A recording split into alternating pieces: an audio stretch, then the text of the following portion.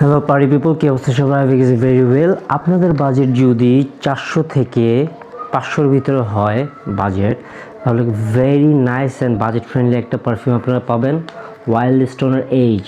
This perfume is very good, very nice and projection limit থেকে শুরু করে longevity so আমাকে অনেকেই বলতেছে কিছুদিন ধরে, ভাইয়া একটা ভিডিও দেন অথবা কিছু বলেন বাজেট ফ্রেন্ডলি ওয়াইল্ড স্টোনের যতগুলো পারফিউম আছে আপনারা পাবেন, মানে পারফিউমের ভিতরে মোটামুটি। এখন যদি বলেন যে ভাইয়া বাজেট ফ্রেন্ডলি ডিজাইনার পারফিউম নাই, স্ট্রেট ফরওয়ার্ড কথা নাই, বাট আপনারা এই টাইপের পারফিউম পাবেন which is very good.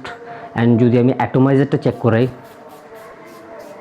C the অ্যাটোমাইজার, very nice, মানে 3-4 ঘন্টা থাকতে পারবে, 3-4 ঘন্টা করে থাকে। প্লাস আপনারা কিছুক্ষণ পরপর যদি দেন, projection limit longevity top notch থাকবে, টপ নচ অ্যান্ড ফ্রেশ।